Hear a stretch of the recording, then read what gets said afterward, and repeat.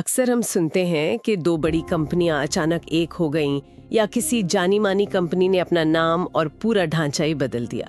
ये खबरें आती हैं और चली जाती हैं, पर कभी सोचा है कि पर्दे के पीछे चल क्या रहा होता है?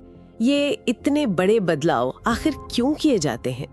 आज हम कॉर्पोरेट जगत के इसी दिलचस्प और काफी अहम पहलू पर गहराई से बात करेंगे, जिसे कहते हैं निगम पुनर्गठन, कॉर्पोरेट रिस्ट्रक्चरिंग।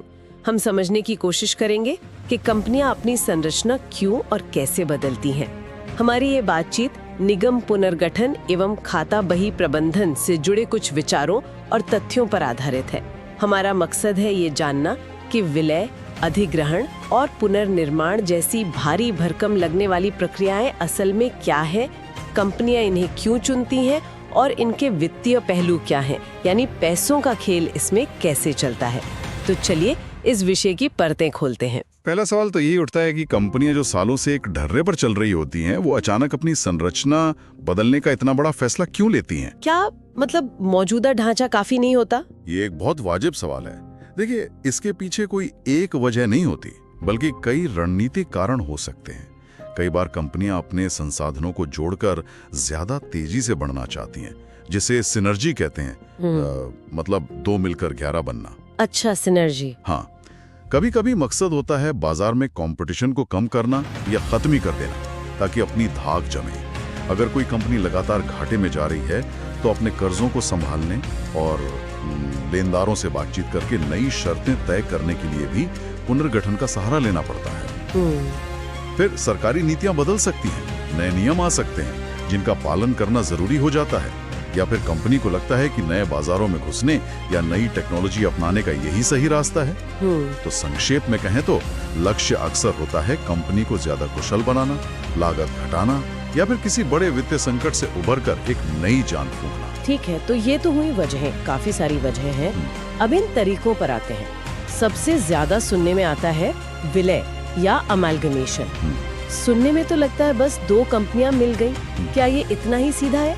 दिखने में सीधा लग सकता है, पर इसके अंदर भी कई परतें हैं। विलय का मतलब है जब 2 या 2 से ज्यादा मौजूदा कंपनियां मिलकर खत्म हो जाती हैं और उनकी जगह एक बिल्कुल नई कंपनी जन्म लेती है। अच्छा, नई कंपनी बनती है। हाँ, एक तरीका ये है, या फिर एक मौजूदा कंपनी दूसरी या बाकियों को अपने में मिला लेती है और वही आगे चलती है, जबकि बाकी का वजूद खत्म हो जाता है। दोनों ही सूरतों में शामिल होने वाली सभी कंपनियों की सारी संपत्ति, मतलब एसेट्स, और सारी देनदारियां, लायबिलिटीज, वो एक हो जाती हैं। समझ गई। यहाँ दिलचस्प बात यह है कि ये विलय कैसे हो रहा है।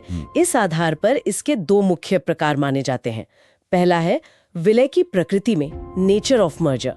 ये ज्यादातर तब होता है जब 2 लगभग बराबर की कंपनियां आपसी सहमति से, मतलब एक दोस्ताना माहौल में एक होने का फैसला करती हैं। अच्छा, इसमें खास बात यह है कि दोनों की संपत्ति और देनदारियों को उनके मौजूदा खाता बही मूल्य यानी बुक वैल्यू पर ही एक साथ लाया जाता है।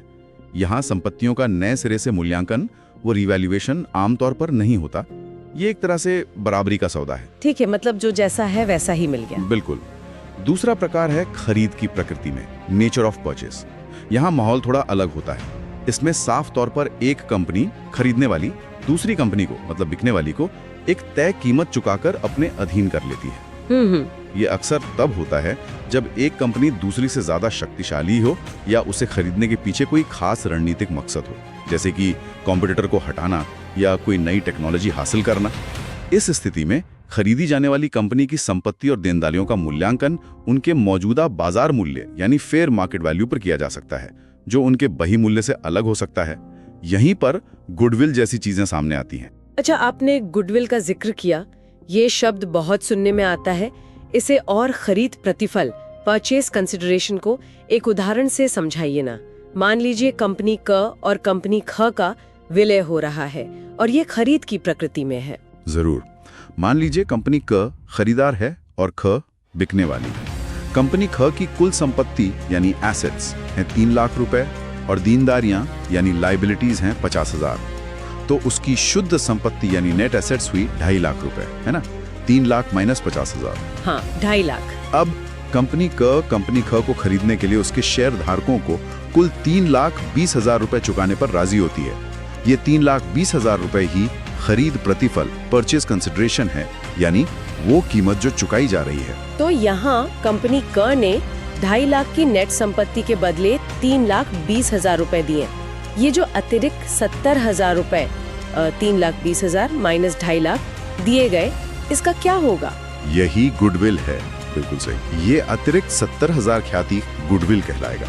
ये वो प्रीमियम है जो कंपनी ख की नेट संपत्ति के ऊपर दे रही है। क्यों? क्योंकि शायद ख का बाजार में नाम अच्छा है, उसके ग्राहक पक्के हैं, या उसके पास कोई खास ब्रांड वैल्यू है।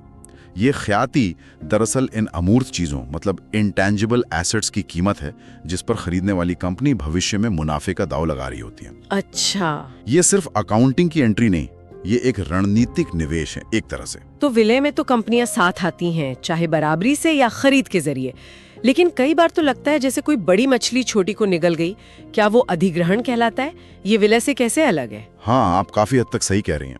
अधिग्रहण में विलय की तरह दो कंपनियां मिलकर एक नई बनाती, बल्कि एक पहले से मौजूद अक्सर बड़ी और मजबूत कंपनी किसी दूसरी आमतौर पर छोटी कंपनी को पूरी तरह अपने अंदर समा लेती है। पूरी तरह? हाँ, जिस कंपनी का अधिग्रहण होता है उसका कानूनी वजूद पूरी तरह खत्म हो जाता है और वो अधिग्रहण करने वाली कंपनी का हिस्सा बन जाती है। ये विलय की खरीद प्रकृति से काफी मिलता जुलता है, लेकिन यहाँ एक मौजूदा कंपनी ही आगे बढ़ती है, कोई नई कंपनी नहीं बनती। मतलब एक कंपनी का राज जारी रहता है, दूसरी का नामो निशान मिट जाता है। इसके शेयर धारकों का क्या होता है फिर? अधिग्रहण करने वाली कंपनी अधिग्रहित यानी जिसका अधिग्रहण हुआ उस कंपनी की सारी संपत्ति और देनदारियां अपने ऊपर ले लेती है। बदले में अधिग्रहित कंपनी के शेयर धारकों को या तो नकद भुगतान किया जाता है या फिर उन्हें अधिग्रहण करने वाली कंपनी के शेयर्स दिए जाते हैं। अच्छा, शेयर्स भी दे सकते हैं? हाँ, या फिर दोनों का मिलाजुला रूप हो सकता है। यह सब सौदे की शर्तों पर निर्भर करता है। यहाँ भी अगर भुगतान मतलब परचेज कंसिडरेशन अधिग्रहित कंपनी की शुद्ध संपत्ति के उचित मूल्य से ज्यादा है तो गुडविल पैदा होगा। वैसा ही मामला है। ठीक है, ये तो हुई कंपनियों के मिलने या एक में समा जाने की बात। लेकिन कई बार कंपनियां न मिलती हैं न बिकती हैं, फिर भी उनमें बड़े बदलाव होते हैं, खास तौर पे जब वो मुश्किल में हो। उसे शायद पुनर्निर्माण या रिकंस्ट्रक्शन कहते हैं। ये क्या भला है? बिल्कुल सही समझा आपने। पुनर्निर्माण का मतलब ही है फिर से बनाना। यहाँ मकसद किसी दूसरी कंपनी के साथ जुड़ना नहीं, बल्कि अपनी ही कंपनी की आंतरिक या बाहरी संरचना को इस तरह बदलना है कि वो या तो भारी घाटे से उभर सके या फिर अपने कामकाज को ज्यादा मुनाफे वाला बना सके। ये भी दो तरह का होता है और दोनों काफी अलग हैं। दो तरह का? कौन कौन सा? पहला है आंतरिक पुनर्निर्माण, इंटरनल रिकंस्ट्रक्शन। जैसा नाम से जाहिर है, ये कंपनी के अंदर ही होता है। कोई नई कंपनी नहीं बनती, मौजूदा कंपनी ही जिंदा रहती है। इसमें होता यह है कि कंपनी अपने वित्तीय ढांचे में, अपनी बैलेंस शीट में बड़े फेरबदल करती है। अच्छा, बैलेंस शीट में बदलाव? हाँ, मिसाल के तौर पर वो अपनी शेयर पूंजी को कम कर सकती है। इसे कैपिटल रिडक्शन कहते हैं, इस पर हम बाद में आएंगे। सालों से जमा हो रहे घाटे एक्यूमुलेटेड लॉसेस को इस घटी हुई पूंजी से या किसी रिजर्व से खत्म कर सकती है, मतलब राइट ऑफ कर सकती है। अपनी संपत्तियों का पुनर्मूल्यांकन करके उनकी सही कीमत दिखा सकती है। लक्ष्य होता है कंपनी की वित्तीय सेहत सुधारना, कर्ज कम करना, बैलेंस शीट को साफ सुथरा बनाना, ताकि वो भविष्य में लाभ कमा सके और निवेशकों का भरोसा जीत सके। इसमें बाहर से कोई नई कंपनी शामिल नहीं होती, एक तरह की अंदरूनी साफ सफाई है ये। यानी एक तरह के अंदरूनी साफ सफाई है। लेकिन अगर हालत ज्यादा ही खराब हो, अंदरूनी सफाई से काम ना चले, तब आता है बाह्य पुनर्निर्माण, एक्सटर्नल रिकंस्ट्रक्शन का नंबर। यह तब होता है जब मौजूदा कंपनी इतनी ज्यादा वित्तीय मुसीबत में फंस जाती है कि उसका चलना लगभग नामुमकिन हो जाता है, शायद दिवालिया होने की कगार पर पहुंच जाती है।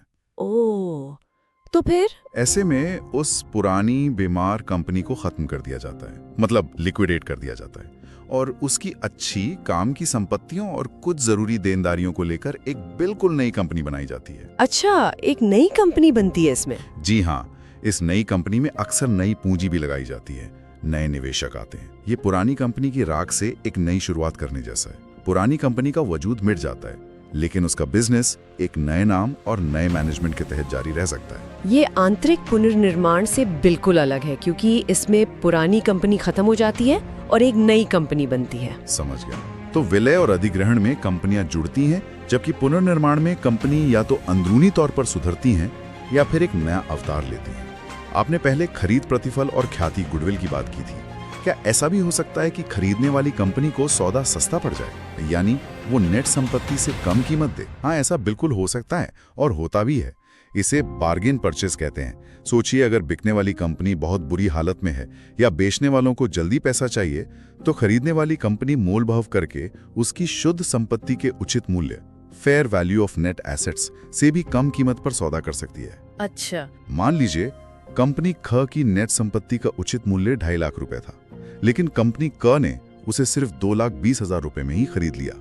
मतलब खरीद प्रतिफल 2,20,000 रुपए है। तो ये जो 30,000 रुपए का फायदा हुआ कंपनी क को, 2.5 लाख रुपए 2,20,000, इसे क्या कहेंगे?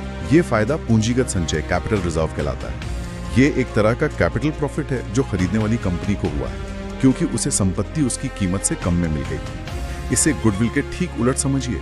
अच्छा, गुडविल का उल्टा। हाँ, गुडविल तब बनता है जब आप ज्यादा चुकाते हैं, कैपिटल रिजर्व तब बनता है जब आप कम चुकाते हैं। ये कैपिटल रिजर्व खरीदने वाली कंपनी की बैलेंस शीट में इक्विटी और लायबिलिटी साइड में दिखाया जाता है। अच्छा, तो ये खरीद प्रतिफल, ख्याति और पूंजीगत संचय, ये सब तो सौदे के वित्तीय नतीजे हुए, लेकिन जब ये विलय या अधिग्रहण होते हैं तो इनका हिसाब किताब कैसे रखा जाता है? क्या अकाउंटिंग के भी अलग अलग तरीके हैं? हाँ, विलय का लेखांकन यानी अकाउंटिंग करने की मुख्य रूप से 2 विधियां हैं जो काफी हद तक विलय की प्रकृति, मर्जर या परचेज से जुड़ी हैं। कौन सी विधियां हैं वो? पहली है खरीद विधि, परचेज मेथड। ये तब इस्तेमाल होती है जब विलय खरीद की प्रकृति में होता है। जैसा कि हमने चर्चा की, इसमें खरीदी गई कंपनी की संपत्ति और देनदारियों को उनके उचित बाजार मूल्य यानी फेयर मार्केट वैल्यू पर दर्ज किया जाता है। खरीदने वाली कंपनी की किताबों में ये संपत्ति और देनदारियां नई वैल्यू पर आती हैं। इसी विधि में गुडविल या कैपिटल रिजर्व की गणना होती है, क्योंकि खरीद प्रतिफल की तुलना नेट संपत्ति के उचित मूल्य से की जाती है। और दूसरी विधि? Pooling of interests method.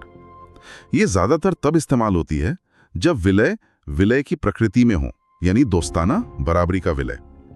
इसमें माना जाता है कि कोई खरीद फरोख्त नहीं हुई, बस दोनों कंपनियों के हित एक साथ आ गए हैं। अच्छा, हितों का जुड़ना। जी, इसलिए संपत्ति और देनदारियों को उनके मौजूदा खाता बही मूल्य, बुक वैल्यू पर ही दर्ज किया जाता है। कोई पुनर्मूल्यांकन नहीं होता। नतीजतन इस विधि में आमतौर पर गुडविल या कैपिटल रिजर्व उत्पन्न नहीं होता।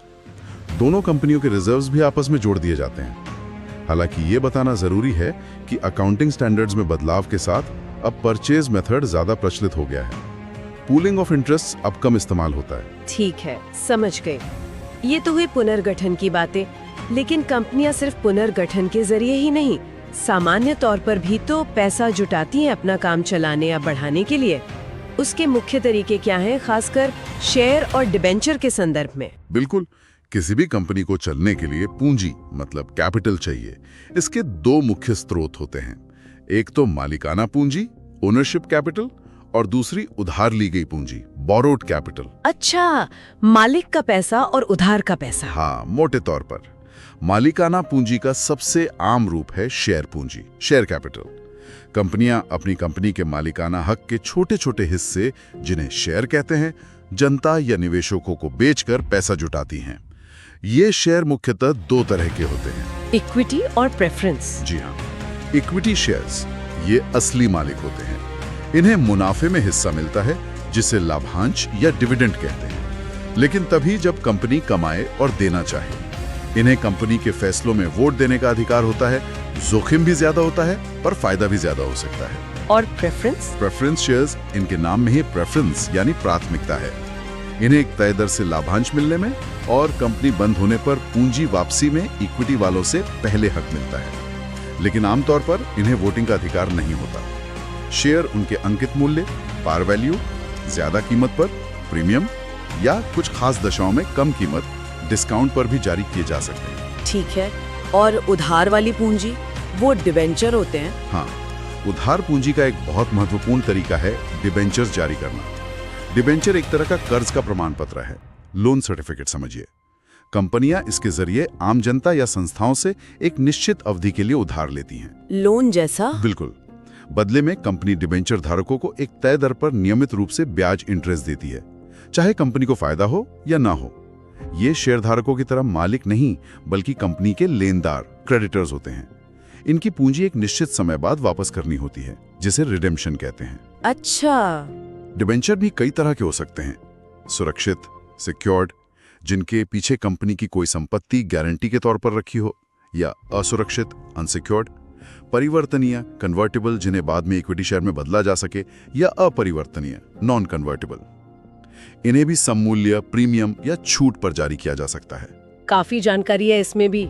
अच्छा, आपने आंतरिक पुनर्निर्माण के वक्त कैपिटल रिडक्शन का जिक्र किया था, वो क्या था, जरा विस्तार से बताएंगे? हाँ, पूंजी कटौती, कैपिटल रिडक्शन, ये आंतरिक पुनर्निर्माण का एक अहम हिस्सा हो सकता है। जैसा मैंने कहा, जब कंपनी के पास बहुत ज्यादा जमा हुआ घाटा होता है, एक्यूमुलेटेड लॉसेस, जो उसकी बैलेंस शीट को खराब दिखाता है और भविष्य में लाभांश बांटने में रुकावट डालता है, तो कंपनी कानूनी प्रक्रिया पूरी करके और शेयर धारकों की मंजूरी से अपनी शेयर पूंजी को कम कर सकती है। कैसे कम करती है? जैसे मान लीजिए 10 रुपए वाला शेयर है, उसका अंकित मूल्य घटाकर 5 रुपए कर दिया, तो हर शेयर पर 5 रुपए की कमी हुई। इस कटौती से जो कुल रकम मिलती है, उसका इस्तेमाल उस जमा हुए घाटे को या संपत्तियों की ओवर वैल्यूएशन को खत्म करने में किया जाता है, मतलब राइट ऑफ करने में। इससे बैलेंस शीट दुरुस्त हो जाती है और कंपनी को एक नई साफ सुथरी शुरुआत का मौका मिलता है। अच्छा, ये एक तरह से खातों को ठीक करने का तरीका है। जी बिल्कुल, वित्तीय स्थिति को सुधारने का। तो इस सारी बातचीत का निचोड़ क्या निकलता है? ये सब विलय, अधिग्रहण, पुनर्निर्माण, गुडविल, शेयर, डिबेंचर, आखिर ये सब मिलकर हमें कॉर्पोरेट दुनिया के बारे में क्या बताते हैं? ये सब हमें बताते हैं कि कंपनियां सिर्फ उत्पाद या सेवाएं बेचने वाली मशीनें नहीं हैं, वे जीवित इकाइयों की तरह हैं, जो लगातार बदलते माहौल में टिके रहने, बढ़ने और फलने फूलने के लिए खुद को बदलती रहती हैं। चाहे विकास के लिए विलय करना हो, कंपटीशन से निपटने के लिए अधिग्रहण करना हो, या मुश्किलों से उभरने के लिए पुनर्निर्माण करना हो, ये सब रणनीतिक चालें हैं। और इन चालों के पीछे खरीद प्रतिफल, साख्याती, पूंजीगत संचय जैसी वित्तीय पहलू होते हैं, जो इन सौदों की कीमत और मकसद बताते हैं। सही। और शेयर और डिबेंचर जैसी चीजें दिखाती हैं कि ये कंपनियां अपना विशाल कारोबार चलाने के लिए पैसा कहां से लाती हैं, मालिकों से या उधार लेकर। ये पूरी संरचना बहुत गतिशील है। और ये जानना किसी आम निवेशक या कर्मचारी के लिए क्यों जरूरी है? क्या फर्क पड़ता है इससे?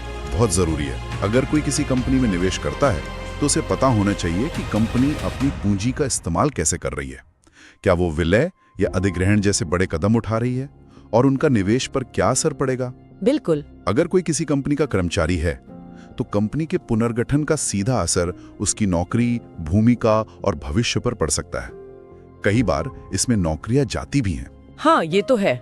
और एक जागरूक नागरिक के तौर पर भी ये समझना कि ये बड़ी कॉरपोरेट संरचनाएं कैसे काम करती हैं और बदलती हैं, हमें अर्थव्यवस्था और बाजार की शक्तियों को बेहतर ढंग से समझने में मदद करता है। ये दिखाता है कि कॉरपोरेट जगत कितना गतिशील और जटिल है। सही बात है। यहाँ एक बात सोचने लायक है। जब कंपनियां दक्षता बढ़ाने या वित्तीय संकट से उभरने के लिए ये पुनर्गठन करती हैं, तो अक्सर कागज पर तो फायदे दिखते हैं, लागत कम हुई, मुनाफा बढ़ा, ये सब ठीक है। लेकिन इसका उन लोगों पर क्या असर पड़ता है जो कंपनी का हिस्सा है, यानी कर्मचारी?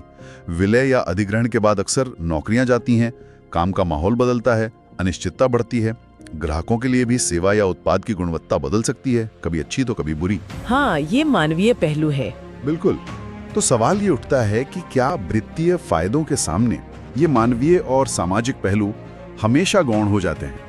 क्या सिनर्जी और एफिशिएंसी के बड़े लक्ष्यों के पीछे का मानवीय मूल्य चुकाना पड़ता है?